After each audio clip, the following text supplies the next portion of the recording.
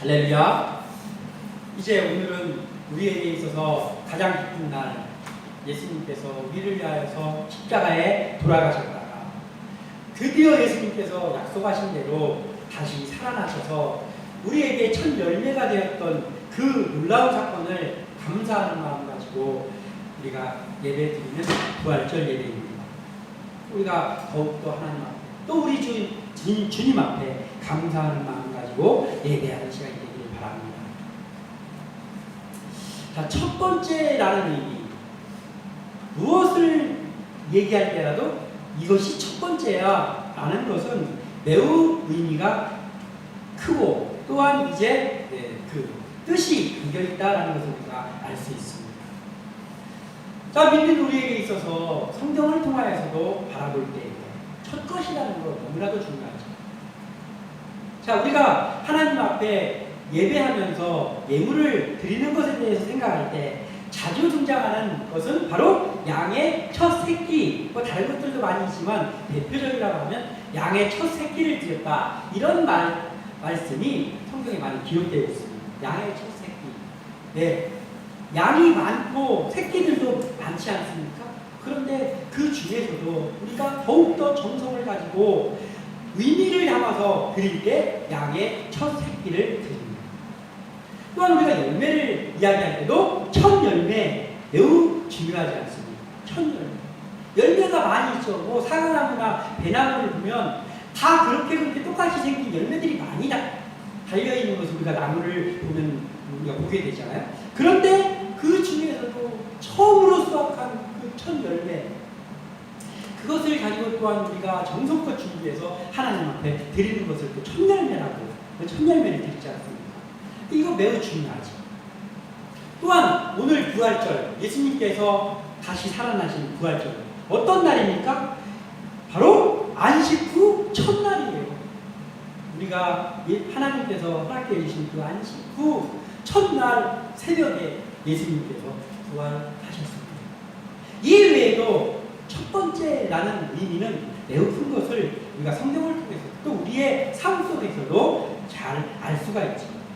자, 이토록 감사한 날, 이토록 예수님께서 우리를 위하여서 다시 살아나신 기쁜 날, 그렇다면 첫 번째로 그 예수님이 살아나셨는데 그 예수님이 살아난 그 모습을 첫 번째로 보았던 사람은 누구일까? 라는 거예요. 과연 예수님께서 안식 후 첫날 새벽에 살아나셨을 때 그 예수님의 살아나신 모습, 다시 살아나신 모습을 누가 제일 처음에 목격을 했을까?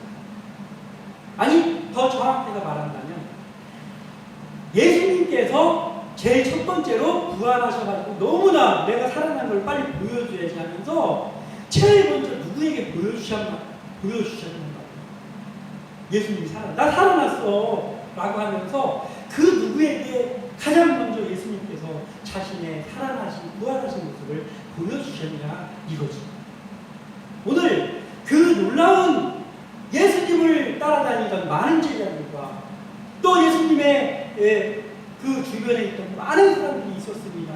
예수님이 가시던 곳에는 항상 구름대와 같이 사람들이 따라다녔다는 것을 우리가 성경을 통해서 알 수 있죠.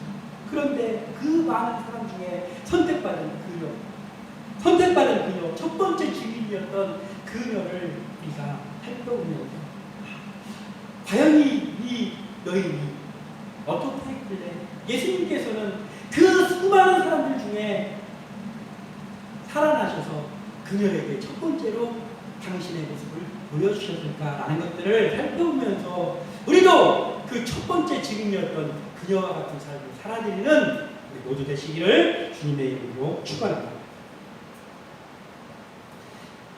이 여인의 이름을 우리가 볼 수 있는 구절을 다시 한번 같이 읽겠습니다. 시작. 예수께서 안식 후 첫날 이른 아침에 살아나신 후 전에 7 귀신을 쫓아내어 주신 막달라 마리아에게 먼저 보이시니. 아멘.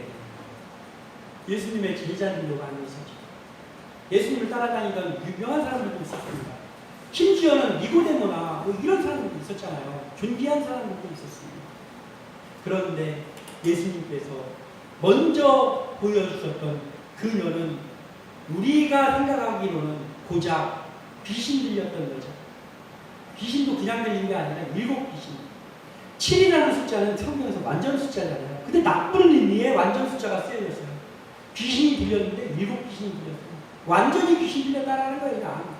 귀신으로 인하여서 삶이 무너졌던 그녀. 죽지 못해 살아가던 그녀.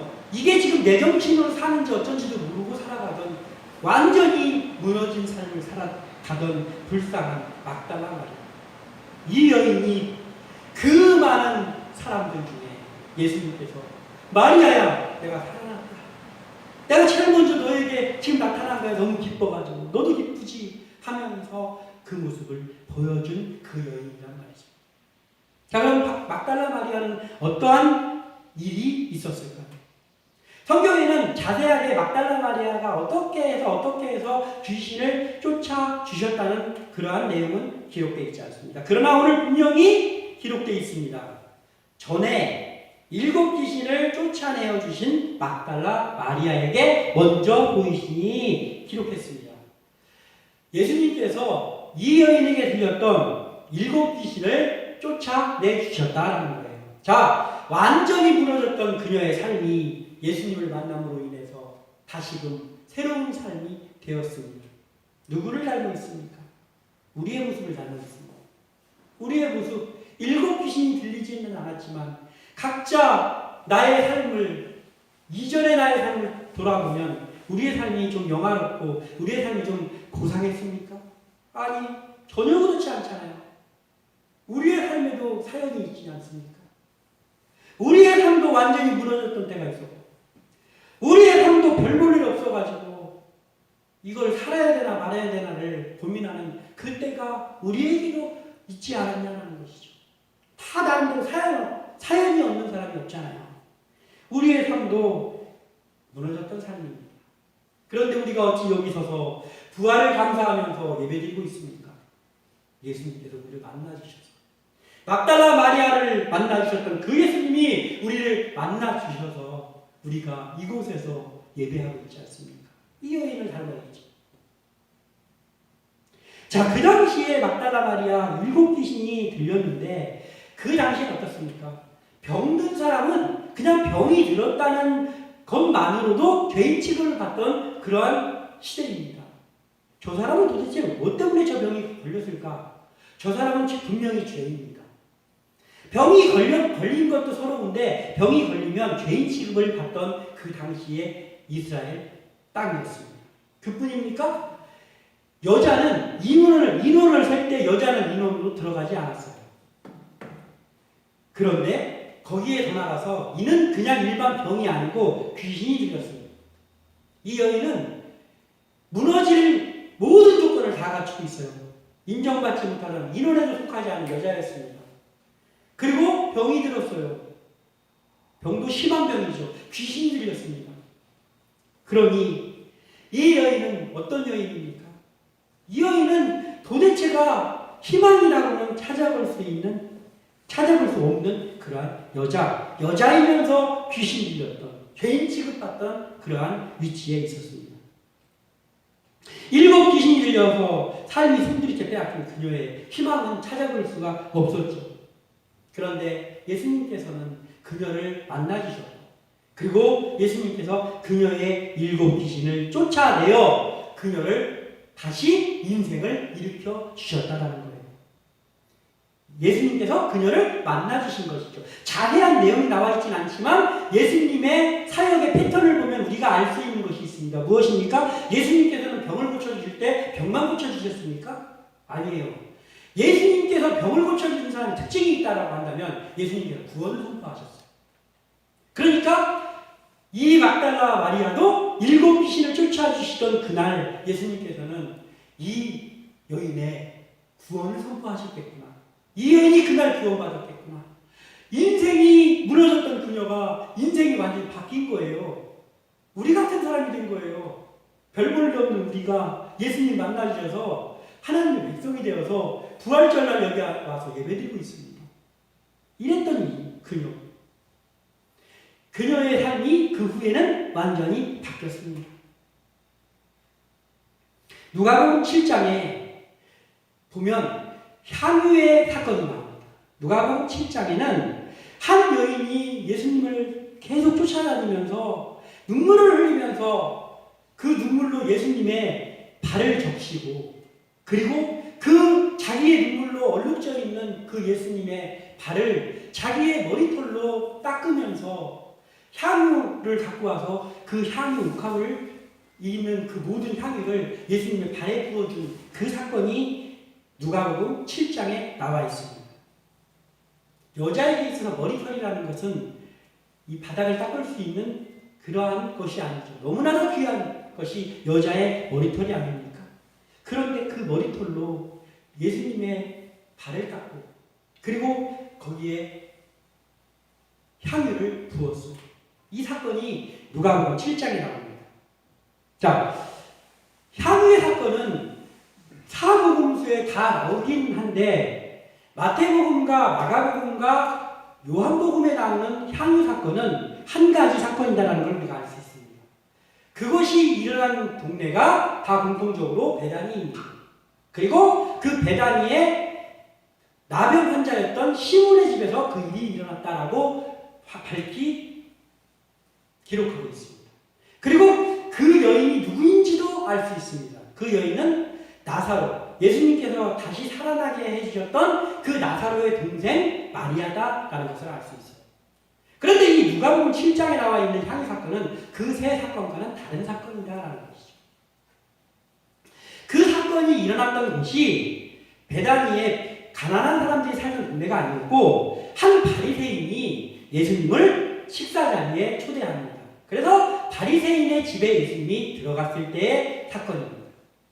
그래서 이 사건의 여자가 7장에 기록되어 있지 않지만 그 후의 맥락을 보고 여러 가지를 살펴볼 때 이제 성경학자들은 또 기독교의 전통상 이 누가복음 7장에 나와 있는 마리아의 향유를 부은 마리아는 막달라 마리아다라고 이야기를 하고 있고, 그것이 가장 타당한 것으로 인정받고 있습니다. 누가복음 7장 39절에 예수를 청한 바리새인이 그것을 보고 마음에 이르되 이 사람이 만일 선지자라면 자기를 만지는 이 여자가 누구며 어떠한 자 곧 죄인인 줄을 알았으리라 하거늘. 아멘. 이렇게 기록하고 있습니다. 예수님을 초청했던 그 바리새인이 그 여자가 따라다니면서 막 눈물을 흘리면서 예수님의 발을 어루만지고 향유를 부었는데 예수님이 흡족한 얼굴로 가만히 있는 거예요. 그랬더니 이 바리새인이 생각하는 거예요. 아니 저 여인이 분명히 누군지 알 텐데 예수님도. 그런데 예수님이 선지자라면 저 죄인이 자기를 지금 만지고 있는 걸 가만히 있으면 안 되는데 이게 어떻게 된 일인가 하면서 옆눈질을 하면서 바라보는 거예요. 자, 예수님께서는 이 여인이 누군지 너무나 잘 알고 있죠. 예수님께서 7 쫓아내 주신 여인입니다. 이 여인은 왜 예수님께 와서 그 눈물로 발을 적시면서 향유를 부었을까요? 감사한 마음을 그칠 수가 없는 거예요. 예수님 때문에 내가 다시 살았다. 제 2의 인생을 살고 있다. 나는 이제 사는 인생을 예수님을 위해서 살겠노라라고 다짐했던 거예요. 그래서 예수님을 보는 것만으로도 감격하는 거예요. 그러면서 와서 눈물을 흘리면서 머리털로 예수님의 발을 닦았죠. 그리고 향유를 붓는 거예요. 왜냐? 이 여인은 예수님의 긍휼의 은혜를 체험했어요. 자, 예수님의 긍휼의 은혜를 체험한 사람하고 체험 안 해본 사람, 체험 안 해봤으면 말을 하지 마, 이런 얘기 있잖아요. 예수님의 긍휼의 은혜를 체험하지 않았으면 말을 하지 말라는 거예요. 이 여인은 7 귀신을 예수님께서 쫓아내 주셨습니다. 그냥 긍휼을 체험한 정도가 아니고 최상급의 예수님의 은혜를 체험한 여인입니다. 그러니 이 여인에게 있어서 이 머리털보다 예수님의 발이 더 중요한 거예요. 그러니까 감히 나 같은 죄인의 눈물로 우리 주님의 발을 적시다니, 내 눈물이 저 고귀한 예수님의 발에 있다니 머리털로 닦는 거예요. 이것이 바로 긍휼의 은혜를 체험한 사람의 행동이라는 것이죠. 우리는 어떤 사람들입니까? 우리도 예수님의 긍휼을 만만치 않게 체험하지 않습니까? 우리가 어찌 여기서 있습니까? 우리가 어찌 이 예배 자리에 앉아 있습니까? 우리가 그냥 어느 날 교회에 나오다 보니까 이렇게 된 게 아니에요. 사실은 예수님께서 우리를 만나 주셨고 우리를 하나님께서 자녀로 인정해 주셨기 때문에 우리가 하나님의 자녀가 됩니다. 우리가 교회의 머리 되시는 예수님의 피값으로 세워진 이 함께하는 교회에 와서 같이 예배드리는 겁니다. 그러니 우리의 마음이 예수님의 발을 눈물로 적실 그 마음이 있어야 됩니다. 그리고 우리가 그 예수님의 흙 묻은 발이라도 우리의 머리털로 닦을 각오가 돼 있어야 된다는 거죠. 왜냐하면 우리도 예수님의 긍휼의 은혜를 체험한 사람이기 때문에 그렇습니다. 우리의 삶이 앞으로 이 막달라 마리아처럼 긍휼의 은혜를 체험한 그러한 삶이 되어지기를 주님의 이름으로 축원합니다. 자, 이렇게 바뀐 이 여인은 예수님을 위한 삶으로 그녀가 그 후에 살아가는 거예요. 예수님으로 인해서 인생이 다시 세워진 이 여인은 오직 예수님을 위해서 헌신하는 삶으로 살아가고 있었습니다. 누가복음 8장 2절과 3절에 또한 악귀를 쫓아내심과 병고침을 받은 어떤 여자들 곧 7 귀신이 나간 자 막달라인이라 하는 마리아와 헤롯의 청지기 구사의 아내 요한나와 수산나와 다른 여러 여자가 함께하여 자기들의 소유로 그들을 섬기더라. 아멘. 이렇게 기록하고 있어요. 자, 여자들이 자기들의 소유로 그들을 섬기더라. 자, 비록 귀신 들렸었지만은 이 말씀들을 종합해서 볼 때 이 막달라인인 이 마리아는 형편이 어려웠던 것 같지는 않습니다. 형편이 괜찮았어요. 향유도 있고 그 향유를 와서 부을 수 있는 능력도 있고 그리고 또 자기의 소유로 고침받은 후에 자기의 소유를 가지고 예수님과 예수님의 제자들을 따라다니면서 자기의 소유로 예수님의 먹을 것도 사드리고 예수님의 사역도 준비해주고 한 거예요. 그러니까 이 여인은 그래도 형편은 어느 정도 괜찮은 그런 여인이었었구나라는 것을 우리가 짐작할 수 있죠. 어쨌든 간에 이 여인은 나음받은 후에 자기의 모든 것 아끼지 않고 자기 머리털도 아끼지 않는데 자기의 재물줄 자기의 그 재물을 가지고 예수님의 그 제자들의 다른 곳마다의 사역을 돕는 일을 이 여인이 하는 거예요. 그 이 여인과 마찬가지로 또 예수님의 긍휼의 은혜를 체험했던 다른 여인들이 있었습니다. 그 여인들이 이제 그 일을 하는 거예요. 자, 그런데 여인들은 인정받지 못하던 그 당시의 상황이죠. 이 여인들은 남자들 못지않게 예수님을 뜨겁게 사랑하고 자기들의 모든 소유를 가지고 그 예수님의 사역을 돕던 여인들입니다. 그러나 중요한 자리, 예수님이 어디에 초대를 받았다든지 또는 예수님이 어떤 중요한 일을 할 때 이 여인들은 그 자리에 없는 거예요. 예수님의 12 제자들과 또 중요한 사람들이 예수님과 같이 앉아서 옆으로 비스듬히 누워가지고 웃으면서 같이 담소를 나누면서 먹을 것을 먹기도 하고 이런 중요한 자리에 앉아있을 때 이 여인들은 저 뒤에 보이지 않는 곳에서 그런데 자기의 소유들을 가지고 그 모든 것들을 준비해주면서 보이지 않는 곳에서 헌신을 한 거예요. 오직 예수님을 위한 삶. 자기들의 삶이 아니라 예수님을 위한 삶을 살아가는 거예요. 이게 진정한 헌신이라는 거예요. 이 막달라 마리아가 예수님을 만난 후에 그러한 삶을 사는 거예요. 우리의 모습. 우리가 정말 예수님을 사랑합니다. 우리가 정말 오늘 부활하신 예수님을 사랑한다면 우리의 삶보다 예수님을 예배하는 예수님께 헌신하는 것이 우선이 되어야 된다. 우리의 모든 시간과 우리의 모든 건강과 우리의 모든 열정과 우리의 모든 물질이 예수님을 섬기는 데에 쓰여지는 것을 아까워하지 않는 그 삶이 우리의 삶이 되어야 된다는 것이죠. 이러한 삶이 바로 이 막달라 마리아 첫 번째 증인 그녀의 삶이었습니다. 마가복음 15장 40절에 멀리서 바라보는 여자들도 있었는데 그 중에 막달라 마리아와 또 작은 야고보와 요새의 어머니 마리아와 또 살로메가 있었으니 아멘. 이렇게 기록하고 있어요. 자, 막달라 마리아는 예수님을 따라다니면서 자신의 것을 아끼지 않고 예수님의 사역을 준비했습니다. 그런데 예수님께서 십자가에 못 박혀 돌아가셨습니다. 이 막달라 마리아는 예수님께서 십자가에 못 박혀 돌아가시는 그 현장에도 있었어요. 마가복음 지금 읽었던 15장 40절에 있었어요. 거기서조차도 여자들이 멀리서 바라보는 거예요. 예수님이 십자가를 올리면서 바라보는 거예요. 그러나 그 자리에 떠난 적이 없어요. 이 마리아, 예수님의 십자가에 있었습니다. 그뿐입니까? 예수님이 장사 지낼 때 거기에도 있었어요. 마가복음 15장 47절에 막달라 마리아와 요새의 어머니 마리아가 예수 둔 곳을 보더라. 아멘. 그러니까 이 여자가 예수님의 십자가 달렸을 때 거기서 예수님이 돌아가실 때까지 보입니다. 그리고 예수님이 돌아가시니까 그냥 가는 게 아니고 예수님을 어디에 장사 지내는지 거기까지 따라가서 거기에서 멀찌감치 예수님이 저기에 묻히셨구나를 보는 거예요.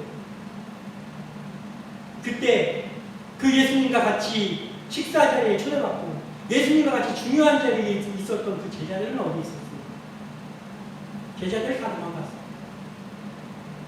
중요한 자리에 있다고 중요한 직책을 맡았던 그들은 다 도망갔습니다.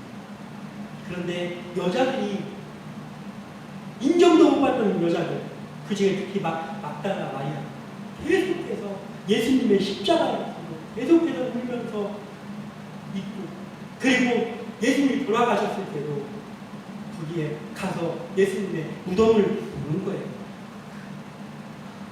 자, 예수님이 십자가에서 돌아가신 그때 다 이루었다 하시면서 예수님이 눈을 감으시죠.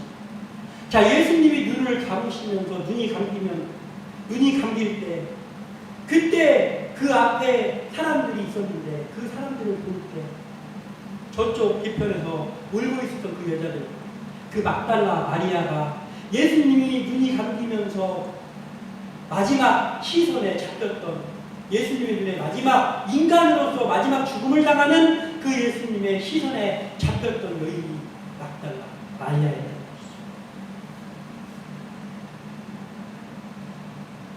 우리의 헌신이 상황에 따라 변하는 이 제자들 그리고 남자들의 모습이 되어서는 안 됩니다. 우리의 모습은 어때야 됩니까? 우리의 모습은 십자가 뒤에 감추고 오직 예수님께서 우리를 위해 돌아가셨고 우리가 예수님의 공로로 살아났다는 걸 인정하고 우리가 그것으로 인해서 하나님의 백성이 됐다면 누가 알아주든 안 알아주든 상관없이 예수님을 만난 기쁨으로 오직 예수님을 위한 삶을 살아가는 바로 그녀, 첫 번째 증인 그녀 막달라 마리아와 같은 그러한 삶이 우리의 삶이 되어야 된다라는 것이죠. 그리고 그녀는 예수님을 향한 마음으로 채워져 있었습니다. 예수님의 사역을 도우면서 다녔던 그녀는 예수님을 향한 마음으로 온전히 그의 마음이 100% 예수님을 향한 마음으로만 채워져 있었다는 거예요. 우리가 흔히 하는 말 중에 마음 가는 곳에 몸도 간다라고 하잖아요. 우리 마음이 어디 있냐에 따라 거기 가는 거예요. 이 사람의 마음이 도박판에 있으면 도박으로 가는 거예요. 이 사람의 마음이 어디 막 운동하는 데만 속해 있으면 운동하는 데로만 가는 거예요. 우리의 마음이 노는 곳으로만 정해져 있다면 그곳으로 가는 거예요. 그러나 우리의 마음이 예수님께 향해 있다면 우리가 예수님을 찾는 곳, 예수님을 예배하는 곳에 있겠지. 우리의 마음이 어디 있습니다. 막달라 마리아는 오직 예수님으로 마음이 가득 차 있었기 때문에 예수님이 이미 돌아가셨어요. 예수님이 이미 돌아가셨는데도 돌아가셨으니까 사람들이 이제 예수 죽었네. 다 돌아갔을 때도 그녀는 돌아가지 않았다. 그리고 장사 지내는 데까지 떳떳하게 갔겠습니까? 가라고 했을 텐데 뒤에서 따라가는 거예요. 그리고 예수님이 장사 지내는 모습을 다 봤습니다. 어디에 예수님을 두었던지를 이 여인은. 그러니까 예수님이 돌아가셨는데도 이 여인이 예수님을 향한 마음은 멈추지 않았다라는 거예요. 제자들은 어땠습니까? 제자들 다 도망갔다가 제자들 한 곳에 모여 있었어요. 그런데 울고 있습니다. 왜 웁니까? 왜 웁니까? 이 제자들. 물론 예수님이 돌아가셔서 그래서 가슴 아파서 우는 것도 맞습니다. 그러나 내가 예수님이 로마 제국을 물리치고 왕의 왕이 되는 그날 내가 한 자리 차지하려고 했었는데 모든 희망이 물 건너가는 예수님이 돌아가신 것도 슬펐지만 자신들의 희망이 꺼진 거 그것도 슬펐잖아요. 그래서 울고 앉아 있습니다. 그때 여인은 계속해서 예수님의 동선을 따라가는 거예요. 돌아가신 예수님의 동선을 따라가는 거예요. 그리고 이 여자들이 아까 그 십자가를 바라보고 있던 그 여자들은 어떻게 해요? 예수님의 시체에다가 향품이라도 발라드리려고 안식 후 첫날 일찍 새벽부터 무덤에 갔습니다. 막달라 마리아, 또 다른 마리아, 살로메, 요한 이런 여자들.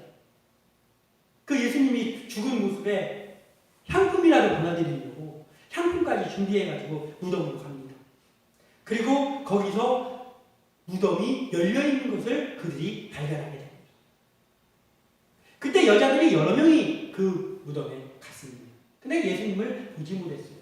그리고 나서 이제 오늘 본문 9절. 그 사건이 있은 후에 향품 발라드리려고 갔다가 무덤은 열려있구만 하니까 무서워가지고 거기에 갔던 여자들이 다 집에 갔습니다. 다시 돌아갔어요. 그때 예수님이 나타나실 수도 있잖아요. 근데 예수님이 안 나타나시는 거예요.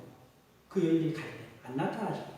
그래서 여인들은 무서워하면서 다 돌아갔습니다. 그 후에 예수께서 안식 후 첫날 이른 아침에 살아나신 후에 7 귀신을 쫓아내어 주신 막달라 마리아에게 먼저 보이시니 여자들이 여러 명 있었는데 그들도 다 정성을 다했지만 그들이 와서 무덤이 열려있고 그런 걸 보고 무서워서 다 돌아갔는데 막달라 마리아에게 예수님께서 나타나신 거예요. 그건 뭡니까? 예수님께서는 부활하신 모습을 막달라 마리아에게 가장 먼저 보여주시고 싶었구나 라는 거 아닙니까? 예수님께서는 막달라 마리아에게 가장 먼저 사람이 보통 그렇잖아요. 가장 중요시하는 사람에게 자기가 가장 중요한 걸 보여주고 싶잖아요. 가장 중요한 순간을 보여주고 싶잖아요. 예수님이 인간으로 오셨던 그 예수님이 공생애를 사는 동안에 많은 사람을 만나고 제자도 있었고 많이 있었는데 그 중에서 부활하셨을 때 가장 먼저 짠하고 보여주고 싶은 그 사람이 막달라 마리아였다는 거예요. 사람들에게 무시받던 7 귀신 들렸던 그녀.